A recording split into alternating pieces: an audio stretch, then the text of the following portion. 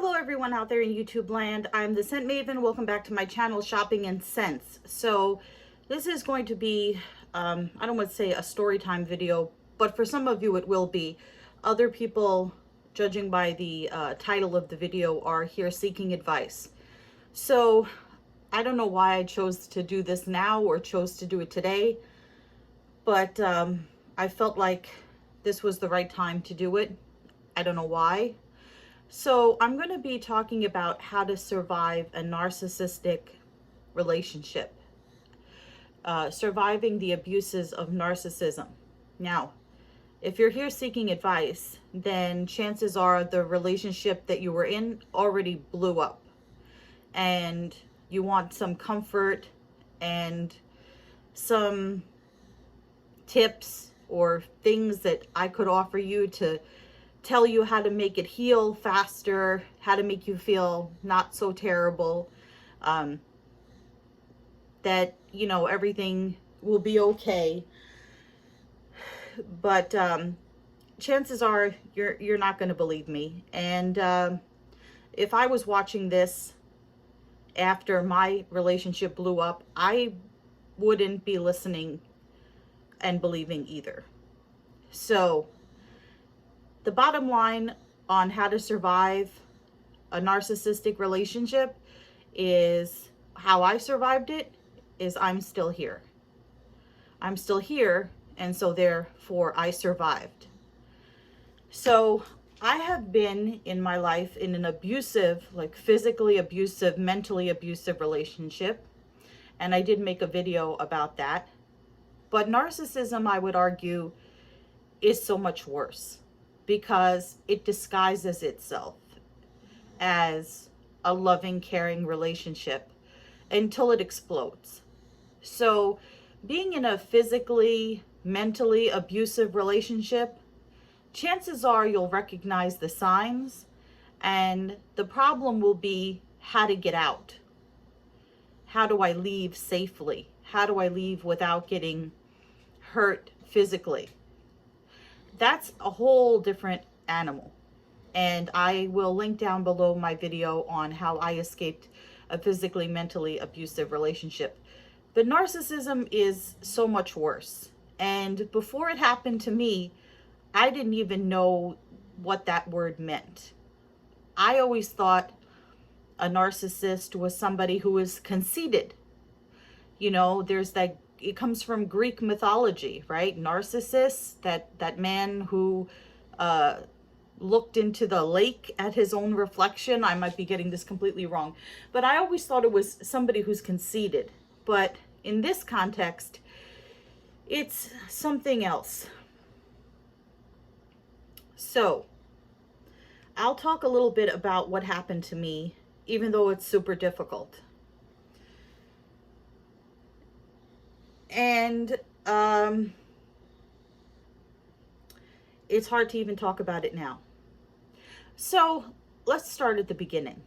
So I had met this person online, and I wasn't really even physically attracted to them by their photo, but something about this person intrigued me. So we matched on this dating website, and we met. And as soon as I met him, there was something very, I felt special about him.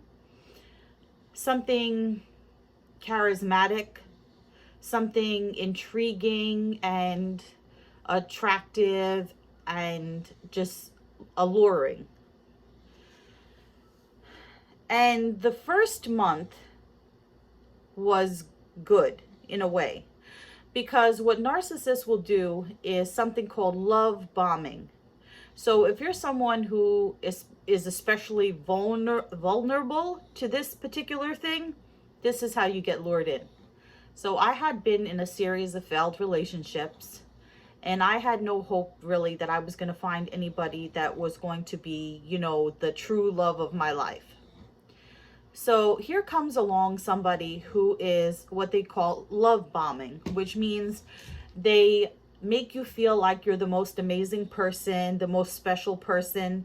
They make you feel like you're truly loved and attractive and desirable, and you just feel like you've fallen completely head over heels in love.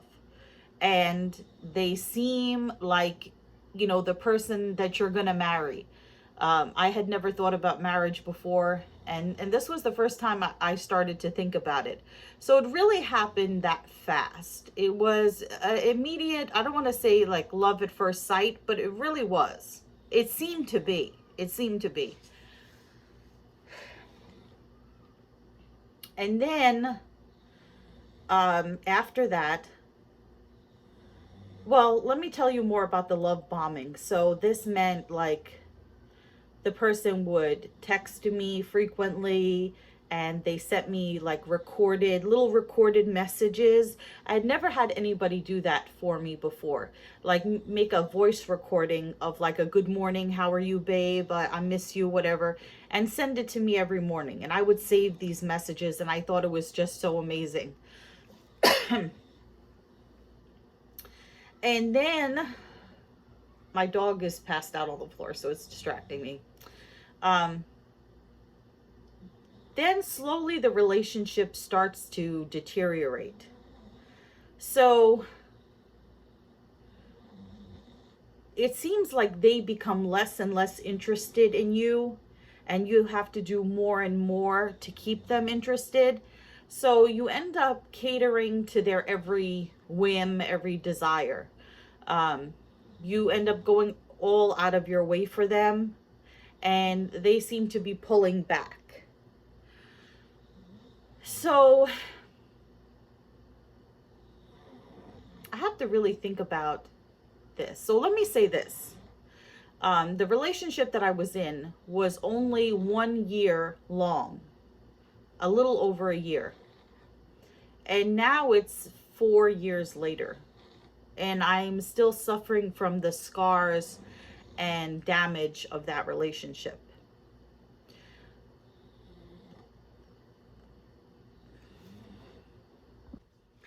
So one of the first things, I had to take a moment. One of the first things that he did for me was he helped me pick out a car, right? He didn't buy me the car, but he helped me pick out the car.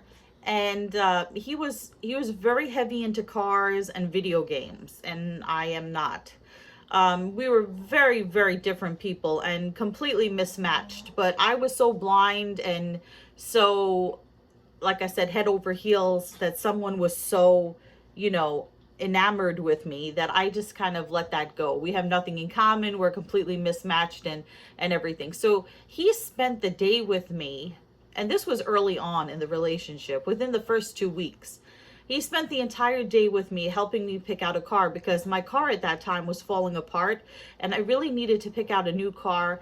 And I had no idea how to pick out a car and what to do. So the fact that he spent the whole day with me and he helped me in this way was like, wow, he must really care about me to just like, take his whole day off and, go through this with me. And we used to see each other often. We used to see each other often, practically, I think, every single day. And, he would text me and send me these little love messages and everything. And then when we got to like month number 2, the messages started to get less and less.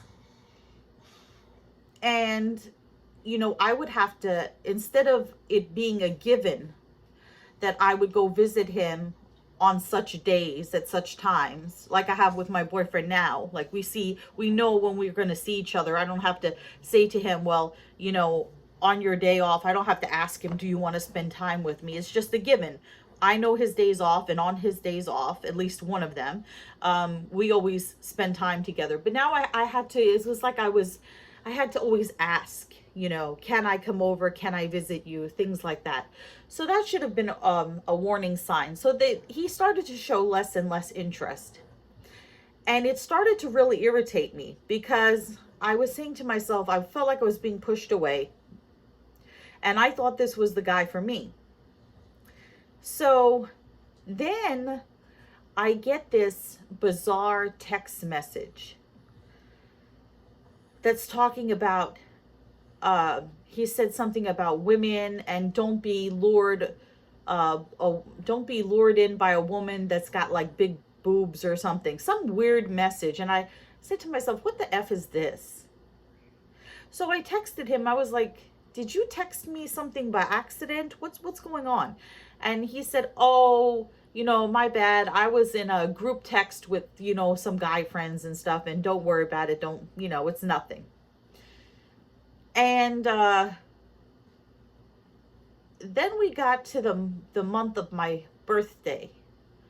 And at that time, it was right around the time where he had lost his job. He lost his job. He lost his car from unpaid parking tickets. And I wanted a nice birthday because it was a milestone birthday.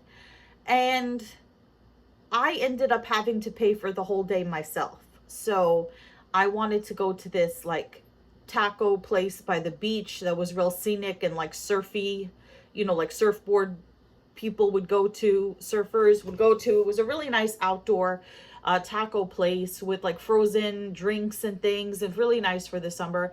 I wanted to go to a movie. I wanted to do things for my birthday. So I ended up having to pay for everything myself, pay for me and for him, just so I could have his company on my birthday. And I remember, feeling really miserable and crying. And then I took a picture of myself crying. And I said to myself, I want to remind myself that this is how much I hurt on this birthday. But I ended up deleting that picture soon after I took it. So then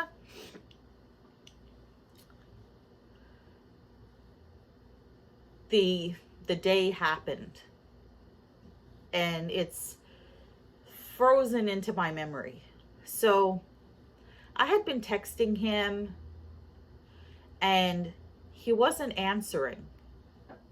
And something deep in my heart, maybe women's intuition, told me he's with another woman. And in all my relationships, I never had a cheater before, someone who cheated, or not that I knew of. I had other problematic relationships, and relationships that, exploded, and relationships that were bad, but cheating was not one of them. Cheating was not a factor in my previous relationships. So I felt this feeling so overwhelmingly that I felt like I had to get out of my apartment, get out of my house, and breathe. And I just had this driving, not fear, not symptom, this driving image in my head that he's with another woman. I don't know why it hit me so strongly. And so I said to myself, I'm going to drive to his house and see what the hell is going on, because the suspicion was so strong. So I didn't tell him that I was going to come over. And I drove to his house, and I walked up to the door, and I was just about to knock on the door. And I saw, because there's the house and there's a driveway, and the driveway has room for 2 cars, and then it leads into a backyard area. So I looked to the side and I saw this car that I didn't recognize, and it was a Honda, and he was very into that particular type of car. And I thought to myself, that is very strange. And then even stranger was a woman came out from the yard to that car. And I think to myself, I've never seen this woman before. I know he has a big family, friends, things like that, co-workers, well, before he lost his job. And this woman walks out and walks to the car.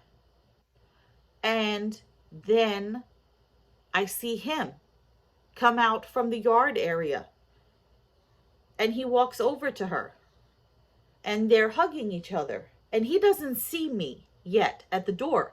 He's coming out through the side. They're on the side. He doesn't see me at the door. So he hugs her.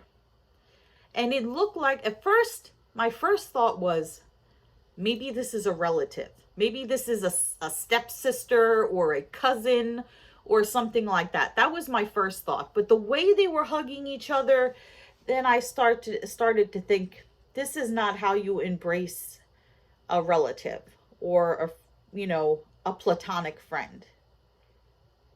And then he turns around and he sees me at the door. And it was sort of this expression on his face of shock, kind of dumbfounded, but not upset, not panicked. And he said to me, go in the house. So I don't know why I listened to him. Part of me wanted to go over to that woman and say, who the F are you? B, who the hell, who are you? And what are you doing here? And, what kind of B are you that you're with another person's man and all this kind of stuff? And I really, I'm not a violent person, and I've never turned into a physical fight person, but I felt like, I should have just taken her down or something, I say that, but could I have really done it? So I was kind of so stunned. I went into the house and I could still see them through the window. And if you were just caught cheating and you were afraid to lose your girlfriend or boyfriend at the time, the first thing that you would do would probably be tell the person, listen, you got to go. I made a terrible mistake. I got to fix this. No. He took his time and he kissed her and I could see him kissing her in full view of the window. But I don't think he saw me watching. And then I guess she got in the car and I guess she left because he came in the house and he was sitting on the sofa. And I was like, using a lot of expletives. What the F is this? Who the F is she? What the F is going on? You mother effer, all this other stuff. How could you do this? And everything. And he was just calm, just sat there. And he was like, I made a mistake. And I was like, you made a mistake? What? You made a mistake? This is hugely not just a mistake. This is so beyond. I was like, I did everything for you, helped you in every way I possibly could, did everything that you asked of me, was loving and caring and all this other stuff. And you disrespect me like this, you horrible piece of S, mother effer. And I'm telling you, I let out every expletive. I called him every single name in the book. And then I slammed the door. I know his family heard me because they were in the house, in other places in the house. They must have heard me. But then again, they probably weren't surprised because I found out later that he had a history of this. So I slammed the door. I got in my car. I was furious. I deleted all his text messages and, everything. And I'm like, this relationship is over. I'm angry. And I left.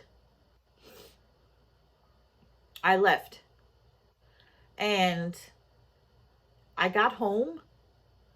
I was really shaken up in the car. This is going to be a very long video. I got home and I just was crying because I was like, what did I do wrong? How did I lose him?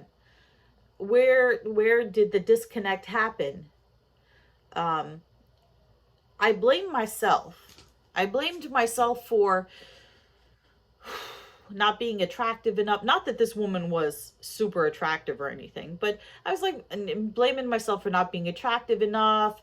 Have I reached an age? Did I get to that age where I have to start thinking about, losing someone to another person? Am I that old?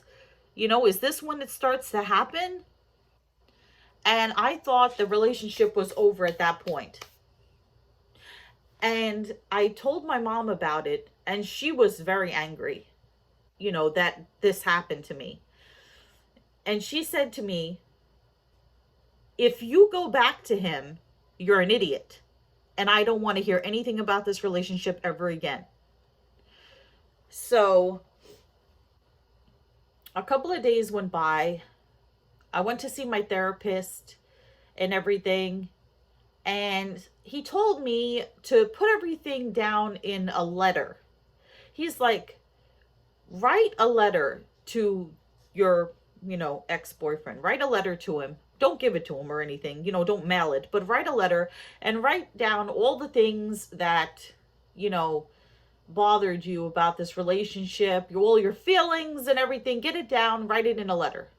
So I wrote it down. I did all this stuff, and I showed it to the therapist, and he was like, this sounds like a terrible relationship. What were you thinking? And he texted me a few days later, and the guy, not the therapist, he texted me and he said, I'm really sorry. I don't expect you to speak to me again, but I made a mistake, and I really do care about you, and I really want us to work this out, and it'll never happen again. And I was like, well, go tell it to your new woman, because I thought that was his new woman. And he was like, no, it's not my new, not my new woman. I made a mistake. It was a one-time thing. It'll never happen again. And I went back to him.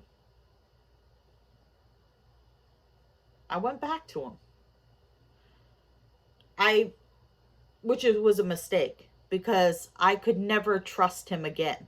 And I never did trust him again. I had never been so hurt in my whole life that the image of it is so clearly burned into my mind. And I told, the thing about it is, I even remember what he was wearing when it happened. He had on this navy blue and white pinstripe shirt. Horizontal pinstripes, not vertical. And he kept the shirt, and he would wear it around me. And I'm like, seriously? You know how much you hurt me. You were wearing this that day. Why don't you just give it to Goodwill, or at least not wear it around me? But he didn't even care enough to do that. And the relationship started to decline more. I would come over and visit him, and he'd be playing video games. And usually, like, if you can play video games when I'm not there, in your spare time or whatever, but I'm coming to visit you. Why don't you put the video games down, or the car, videos down, and, spend time with me. I'm here, spend time with me. And he would basically ignore me. He would say, hey, and I would sit there, and he would be playing video games, and I would sit there for an hour and a half, and he would completely ignore me. And he'd be playing his video games until he was ready to stop playing video games. And then, he never wanted to watch what I wanted to watch on TV. He was always forcing me to watch, like, car instruction videos. How to put new paint on a car. Like a car, I forget what they call it. It's not a sleeve. It's like, I don't even remember. It's like a sticker that you put on your car. That's like a wrap. It's a wrap when you wrap your car. So instead of like physically painting it, you put like this peel and stick like wrap. And so, or he would have me watching these rap battle videos, and just stuff that I really wasn't interested in. And he was not interested in enjoying my interests. He was only interested in what he was interested in. And then he would tell me, he started telling me about what was wrong with me, right? He would tell me, well, you should dress more urban and less conservative. Now, I dress conservative because I work in the business world. He did not. And so I couldn't just go around like casual jeans and a t-shirt and stuff like that. Most of the time when I saw him was after work. So I was dressed in a business professional manner. And for people working in the business world, you have to dress in a conservative professional way. So he was like, well, if you dressed more urban, if you wore jeans once in a while, if you wore these type of sneakers, if you, how come you never cook for me? So then I started dressing like he wanted me to dress. I started cooking for him. I come home from work. It would be like a Friday night or something if I knew I was going to see him the next day. And even though I was exhausted, I would make like a beef stew or a bolognese meat sauce for pasta, or I made chicken sausages one time. I would cook for him. So it was all about changing me to suit what he wanted. There are warning signs. There are warning signs that should have triggered something. Things that I felt were wrong, but I just didn't know what they were. So I've talked about some of them, right? But the other things were like, it's hard to think about this. My mind went blank. Oh, so not introducing me to his friends, not posting pictures of us together on social media. I said, how come you never post any pictures of us on your Facebook page or social media? And he gave me this BS story about how, he was still pining over his ex-fiance. And he said that after they broke up, it was very hard for him because there were pictures of them all over his social media. And since he wasn't completely over the heartache of his last failed relationship, he didn't since that time put pictures of him and other women on his social media. The real reason he didn't put pictures of himself and other women on social media is because he didn't want anybody to know that he was in a relationship, because he wanted to go out with as many women as he wanted to. Other thing is, he didn't introduce me as his girlfriend. He introduced me by my name, but not introduce me as his girlfriend. So when I would meet one of his friends, either he didn't introduce me at all. Like he would say, oh, I have to go pick up some car parts or something from so-and-so. So we would go over to so-and-so, and so-and-so would get in the car. And they would talk, and he would give them whatever he was supposed to give him. And then the guy would leave, and he never introduced me. One time I drove him to the barber shop for him to get his hair cut, because he, like I said, he didn't have a car anymore because he lost it to too many tickets. I go to the barber shop with him. He was good friends with the barber. He'd known him for years. The barber sees I'm with him, never introduces me to the barber, never introduces me to anybody that he's talking to in the barber shop. I'm just sitting there like whatever. He did introduce me to his family, and he took me to family gatherings. And I think it was because he wanted his family to believe that he had changed, that he wasn't a womanizer or a narcissist. But I don't think they bought it. And they all kind of tried to warn me. They all tried to warn me in their own way. But I was so beyond being warned that I didn't listen. I didn't listen to... This is so hard to talk about. I didn't listen to anything that they told me. They told me, don't let him walk all over you. You have to take charge in the relationship and all this and that. The thing with narcissists is, after they love bomb you and they take everything that they can from you, they start to demean you.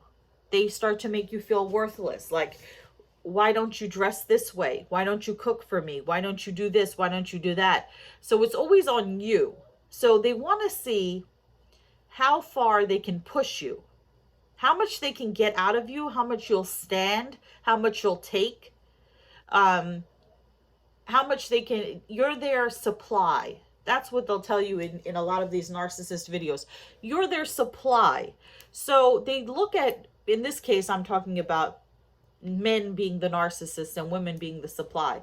So a woman is just a supply, to fulfill whatever needs the narcissist has at that particular moment. So that could be sexual needs, that could be financial needs, that could be emotional needs, um, just padding their ego, whatever it is that they need from their supply, they will take it and they will drain the supply until there's nothing left. And once there is nothing left and they've broken you, they don't want to put the onus on themselves of ending the relationship. They want to hurt you as much as they can so that you're the one that leaves, so they're not feeling guilty because you're the one who decided to leave. They're not the one that decided to end the relationship. So, like I said, I was with him and I never trusted him again after that cheating incident. And like I said, he was, he would text me less and less frequently. He would ignore me when I would come over, and I was doing everything for him. So imagine I worked a full day and then I would drive to his house after work. And then when he was working, he would work nights. So I would stay there from, let's say I get out of work 5 o'clock. I get there by 5:30, 6 o'clock. I stay there until 10. And then he would have to be at work at 11. And that was even further away. And so I drop him off at work at 11. And then I drive all the way back to Brooklyn, which was an hour or more drive. And at that point, I was living in an apartment where the parking was very scarce. So sometimes I could drive around for an hour looking for parking. And by that time, it's 1 o'clock in the morning and I have work the next day. And I'm doing this day after day after day, just draining myself to the point of exhaustion. So a lot of times when I would come over, sometimes, if he wasn't playing video games, he would let me in to his house where he lived with his sisters and some family members. And he had his own room. He let me in. I go up to his room. He fall asleep because he worked nights. So he would fall asleep and I would look at his phone. Like his phone would be on his desk or something and it would light up. So I just kind of peek over and I see these messages from women, but I couldn't read the whole message because, on the iPhone, you can only see previews of the message. So I would see these previews and I would try to figure out what they meant.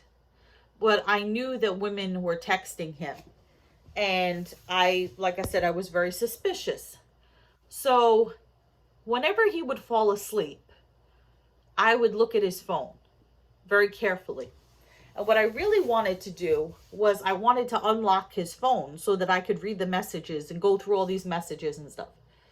So I could see the whole conversation. And I was trying to think what the code would be. What could it possibly be? And one day, he's sleeping in the bed. The phone lights up. I take it off the desk. I sit on the floor next to the bed. And I sit there like I'm sitting here. And something told me, something in my mind said, he couldn't be stupid enough to make his password his birthday, could he? And sure enough, his password was his birthday. And I unlocked the phone. And I saw message after message after message after message from different women. All these different conversations with these women. And, saying, oh, it was great to see you the other day. Thanks for coming over and all this other stuff. And I didn't even know what to think. I was angry. it was like I had felt this heat rise in my body, like when you see something traumatic, like you get that rush of just like heat and just anger and not knowing what to do. So I woke him up. I was like, what the F is this? Who are all these women? What are you doing? And he's like, oh, we just talk. It's harmless flirting. There's nothing there. There's nothing wrong or whatever. And I let it go. Why did I let it go? I can't tell you. So I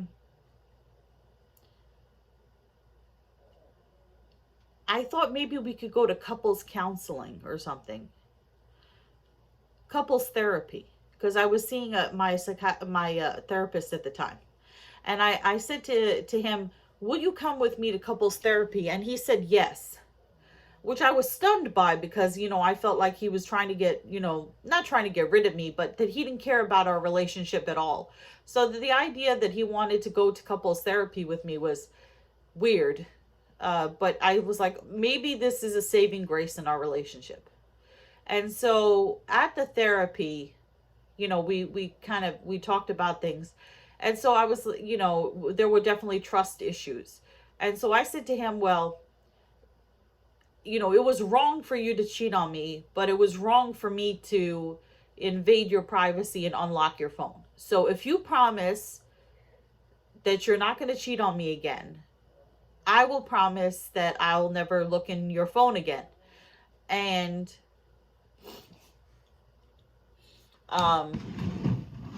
we left it at that. So more time goes by and I still don't trust him, and he's still getting these messages from different women, but I agreed not to look in his phone. This is such a long story, so I'm going to try to wrap it up and get to the end of this. So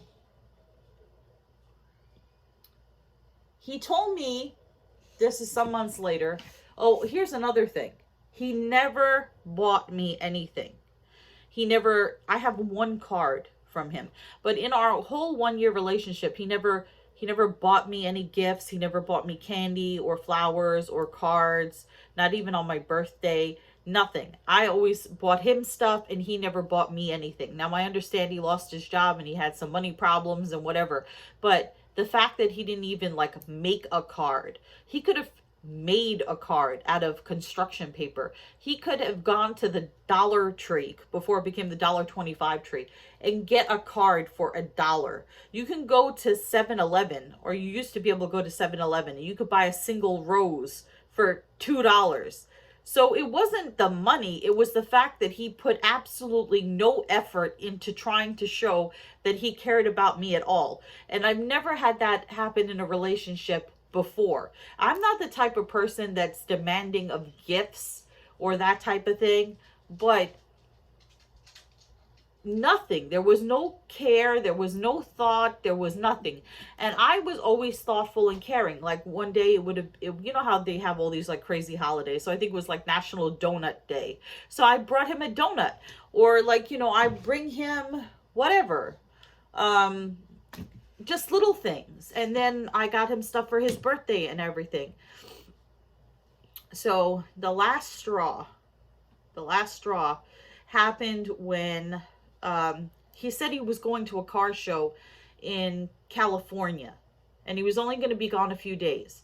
So he asked me if I could watch his dog for him. So actually, he was still talking to these women that he had, and this one woman that he had broken up with. And I was like, why do you continue to talk to her if you're broken up and you're not going back to her? And she was watching his dog every now and then.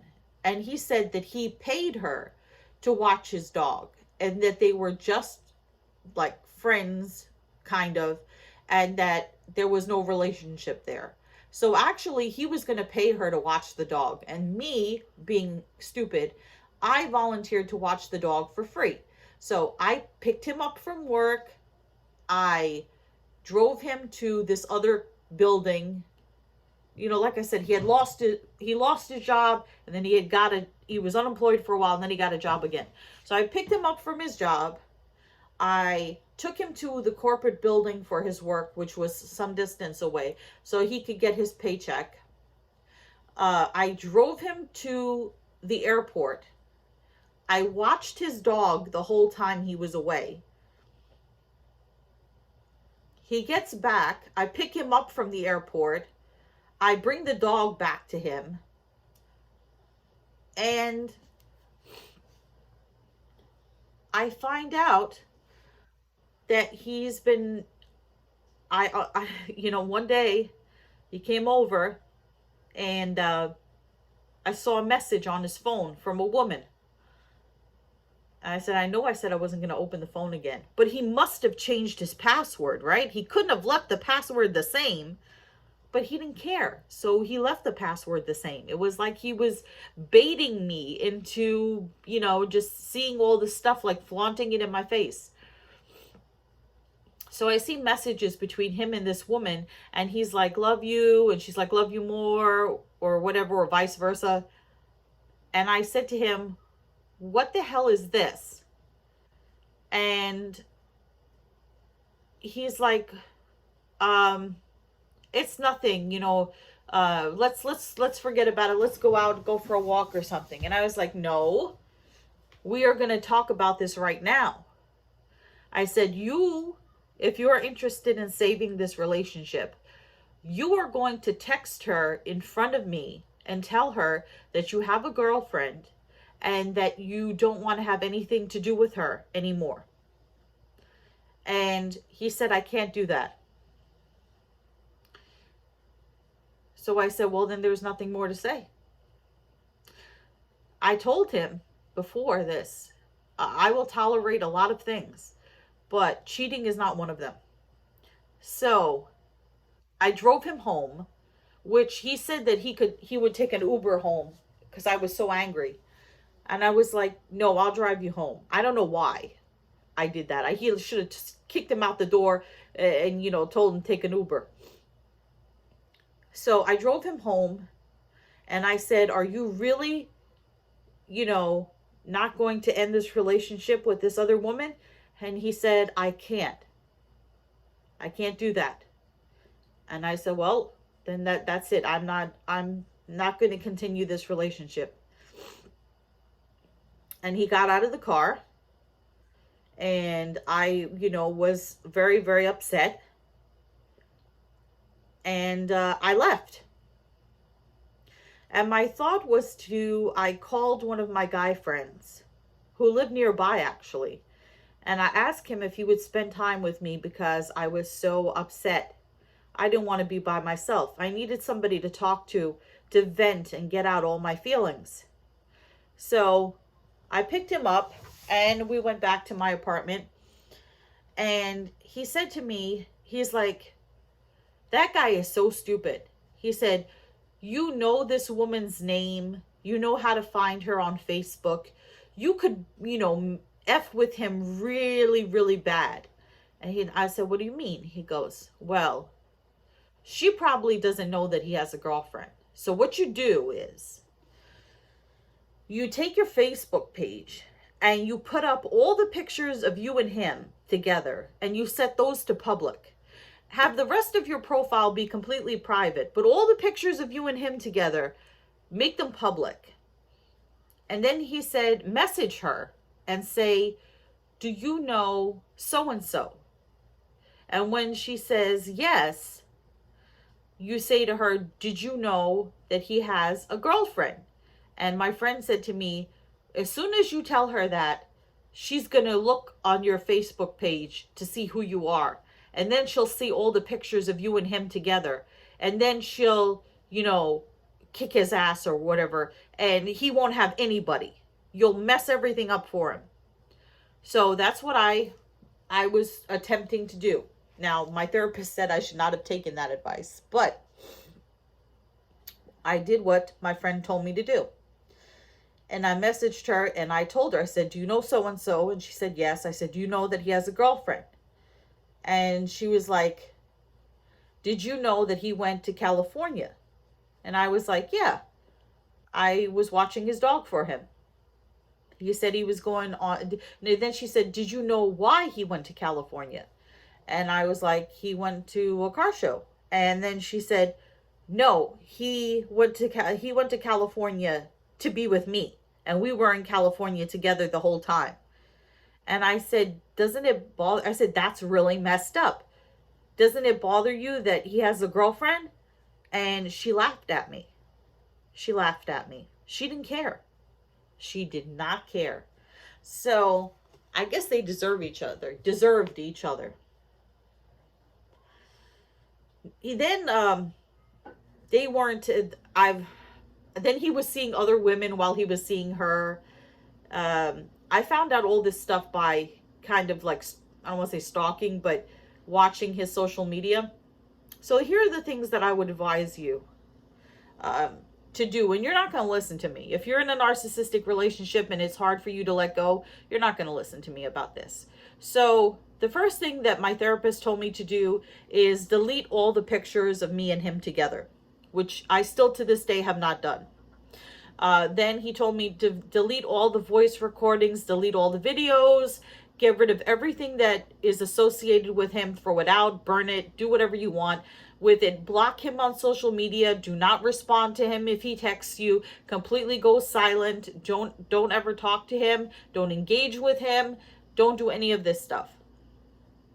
Don't follow his social media. Don't watch him on social media. Don't look at any of his pictures or anything. So what happened was, I still, in the early months after the relationship exploded, was listening to the voice messages that he had left me. I had saved all of them. And then one day, I was at work. And usually when I'm at work, I put my phone, if I'm going in the bathroom or something, I have this bad habit of, because I usually don't have pockets, I tuck my phone into my bra. But this particular day, I put my phone in the pocket of my sport jacket. And when after using the bathroom, when I turned around, the phone dropped into the toilet. And I found out later that particular version of the iPhone was the one right before they started making them water resistant. So all of the voice messages and everything got wiped out. When I got a new phone, I was able to get the videos were saved, and the pictures, most of the pictures were saved, but the voice recordings and everything all were gone with the phone. So my therapist said to me, good, that's God telling you that you weren't supposed to keep those and torture yourself with them. So they were gone. Now, I took everything else that reminded me of him, anything else that he left behind, including ridiculous things to save, and I put them all in this box.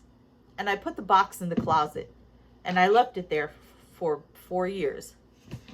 I was looking through the box today, and some of the things that I saved are insane. Like the last soda he had, the last toothbrush he used, the only anniversary card that I ever got from him, this notepad where he wrote down a Christmas list of things that he wanted, because he was doing Secret Santa with his family. So I have like a sample of his handwriting. I have the phone. Even though I got a new phone, I did the trick that people said, and I packed the phone in rice, thinking that I was going to save the voice messages. And the phone has been sitting in this bag of rice for 4 years. And I'm going to take the phone out of the bag of rice today. and see if it works. I will tell you that all of the other things, like I used to periodically look at, I blocked him on all my social media, but he didn't block me on his. So I would go looking at his social media and try to figure out what he was doing, you know, what his life was like. And I wanted him to hurt as bad as I hurt. But he was just living his best life. And that made me feel worse. So 4 years later, I mean, I was doing it every day. I was checking his social media every day. 4 years later, I don't do that. I might look every once in a while, but I don't do what I did before. I did, like I said, I saved the photos. Sometimes they come up in my Facebook memories. I saved the videos. Like I have a video of him dancing at a birthday party for his dad. I saved the videos, but I don't watch them. I still think about him. My therapist told me, he's like, the relationship that you describe, and I wrote a second letter to that man, to, you know, when the relationship ended, and I put down all my feelings, and again, I didn't mail it to him or anything. I just wrote it just to write it. He said, my therapist said, you are in love with what you wanted him to be, not what he was.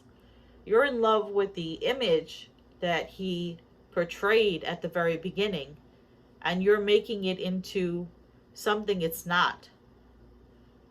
And it's true. So he did text to me a few times since the relationship ended. The last time he texted me was in early 2020. I never, like, he would text me happy birthday or Merry Christmas, and I wouldn't answer. So since 2020, he's not texted me or reached out to me in any way, and I have not reached out to him, and I don't ever plan to ever speak to him or reach out to him again. I would never go back to him, not in a million years. He's completely out of my life, but the pain is still there. The pain is still there. So I'm actually going to take this phone out now from this rice, just as a experiment, and see if it works. So I'm surprised. I thought when I took the phone out, it was going to have like little maggots and stuff in it from the rice. I don't know what's living in that rice. What lives in rice after you leave it in a Ziploc bag for 4 years? What happens? Do creepy crawlies grow in there? I don't know.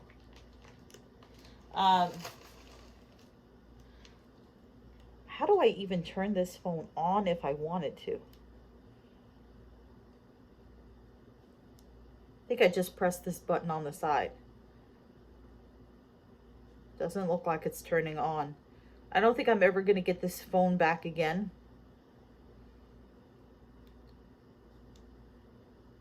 It might just be dead. You know, maybe it needs to be plugged in. Maybe it needs to be plugged in. That's possible.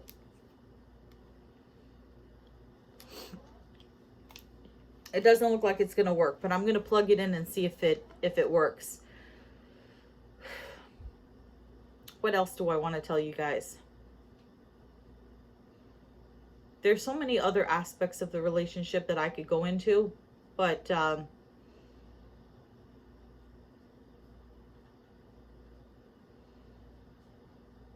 I think I wanted to talk about this now because you guys know that I recently got into a car accident where my car was totaled. And so that was kind of like the ending for me, I guess. He helped me pick out the car. The car's totaled. It's gone. It went to a salvage company.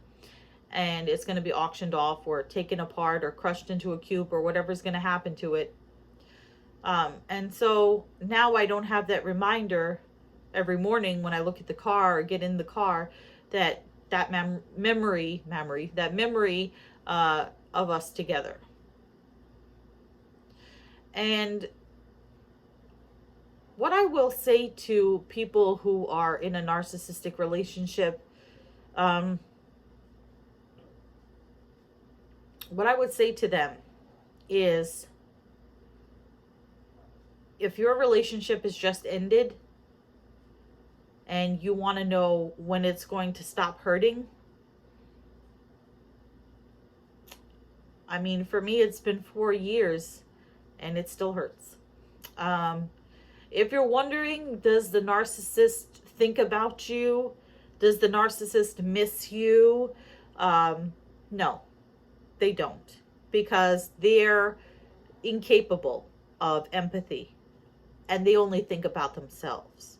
And if they reach out to you, the only reason they're reaching out to you and trying to maintain a relationship with you is so that you become part of their sort of Ferris wheel of supply. So I noticed that with my ex-boyfriend, that he kept in touch with any ex that would keep in touch with him. And the reason that narcissists do this, and you can watch other videos on this, it's a carousel. It's like a carousel of women. And whenever the narcissist needs supply, whatever that supply might be, they spin the carousel and they pick from it the person that is going to provide that supply. And once that need is met, they put you back on the carousel and they move on. So no, your narcissist ex-boyfriend or girlfriend doesn't miss you. No, they're not crying over you. No, they don't care that you hurt. They don't care that they hurt you. You don't mean anything to them. The only thing that you mean to them is, can they maintain some kind of connection to you so that they can drain you once you put yourself back together. Once you've been obliterated in a narcissistic relationship and there's nothing left, they'll give you time to collect yourself. And once you just start to pull the pieces together again and start to get your life and yourself back together again and try to become a whole person again, that's when they'll try to reach for you, because then they can drain you again. So I'm going to I want to see what happens when I plug in this phone. Hold on. So apparently the charger from my new iPhone doesn't work on my old iPhone, so I have no way of plugging it in. So the mystery will continue as to whether... The thing that I didn't save in this box is the charger that went with this phone. I don't know where it is. I'm going to have to look for it. But in the meantime, I'm putting it back in the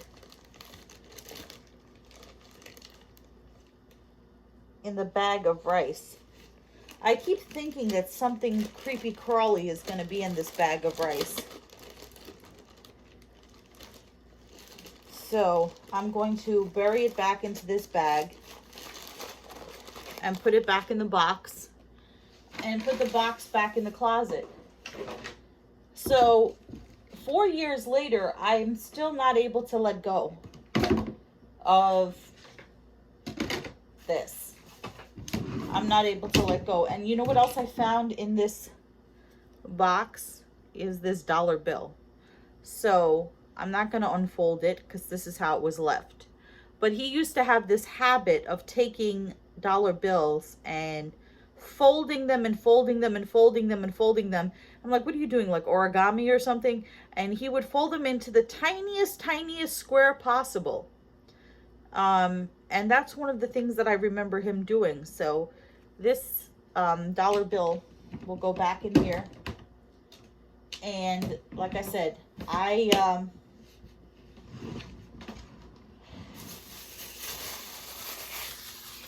can't even get rid of the memories now. So they say time heals all wounds. So 4 years, I can say that I don't think about him as often. Um, I don't look at the photos unless they pop up in my Facebook memories. I haven't taken this box out of the closet in four years, and looked through it. So I've distanced myself from the memories, but I can't bring myself to erase them. Not even now. And I don't know if I ever will be able to. It was such a horrible, damaging time, and so different from any other relationship. You know, in memory boxes that I have cards and letters, from previous boyfriends that I haven't thrown out because they're just kind of mixed in there. But for the most part, every time that a relationship has ended, I've gotten rid of the photos, deleted them all, burned them, and nothing very much remains from any of those relationships. But for some reason, this is harder. So if you have survived a narcissistic relationship, I hope that you'll be in a better place soon. But don't think that you're going to get revenge or satisfaction or closure, because it's not going to happen. They are never going to feel as bad or as horrible as they made you feel. It's not within them. It's not within them. So my final thoughts to you are, there are people who will tell you, delete all the photos, delete all the messages, don't follow on social media and everything. And I don't think that's realistic. I will tell you that you should absolutely not speak to them. If they try to text you, don't respond. You don't have to block their number. And I don't think you have to, the whole thing of not watching their social media and deleting all the photos and doing all this stuff, you will let go when you're ready. You'll let go when you're ready. Just as long as you don't engage with that person or go back to them, you're on the road to healing. But letting go of all the pain and the memories and the physical stuff, even the tangible stuff, you will do it in your own good time. And with that, I'm going to end this video. So, remember to comment, rate, subscribe. Follow me on Instagram at Shopping and Sense. I will see you all in a future video. But until then, goodbye everyone out there in YouTube land.